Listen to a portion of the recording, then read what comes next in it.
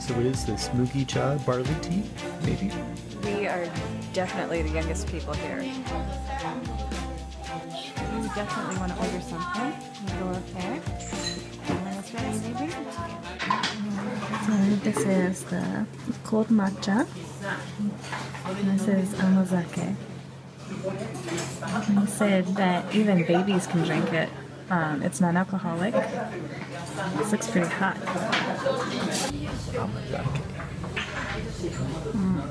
How does it smell? It's got a bit of a toasty smell. And it's very hot.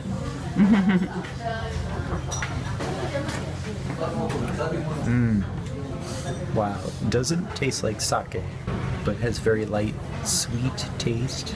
A little bit less sweet than I thought, but just kind of perfect, mellow, sweet rice taste.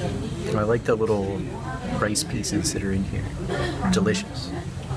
I give it 5 out of 5. This is really hot.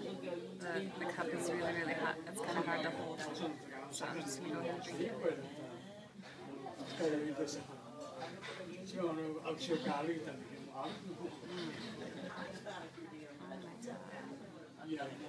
This is like comfort food. So this is something that you should probably drink when you're not feeling so well.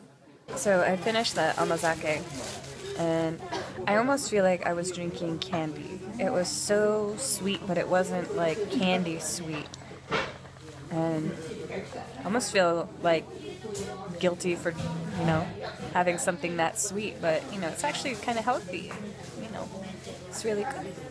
So I don't feel guilty at all. And apparently it's good with digestion too. That's what someone was telling me. So if ever your stomach is feeling upset, you can just have a little amazake and relax. That'll probably come in handy after the buffet breakfasts and dinners that we've been having. Love it. Yeah, sometimes they have these at festivals and things. Hands down, best amazake. So if you're in Hakone, I'm really glad we came here. It's not really out of the way either. Some ice cold matcha. So this place isn't really known for matcha, but I just had to have it because I love tea. And this is becoming a running thing with you. There's tea in like almost every episode with us. Yeah. Well, tea is my coffee, and it's pretty strong. It's pretty thick.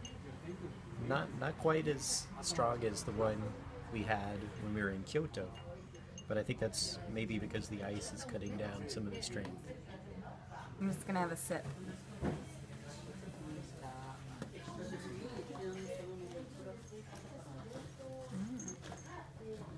It is quite thick, and at first it seems kind of thin, so there's like an aftertaste that's very thick.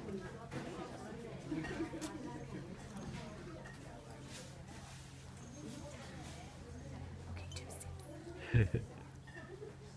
There's one more thing about the matcha. So the matcha came with this little jelly. It's really dark, so you can't quite see, but it's red like Jello. So, because matcha can be a little bit bitter, or tea can be bitter in general. Usually they give like a little kind of sugary treat to go with it. Not usually, but choppy sticks. Good place will. There we go. Can you see it? Yeah. A nice contrast to the green. Go quick.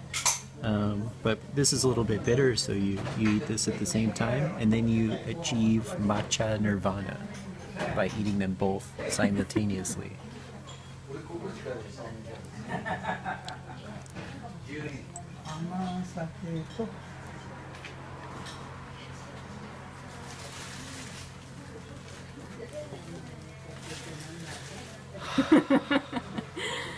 Tea Nirvana acquired. You look so zen. Matcha nirvana. He's always very calm, but that's quite a sight. I'm glad I got that on film. How you feeling? Excellent. Honey is famous for these secret boxes. They look like just an ordinary box, but there is a way to open them if you slide them in just the right combination.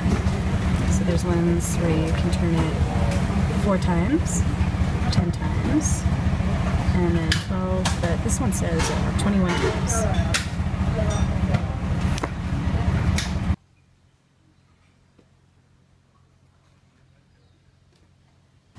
So this place was kind of like a rest area from travelers who were going from that area from Noto Hakone to Hatajuku back and forth. So they could kind of rest here. And it said there used to be 4 of these places, but now there's only 1.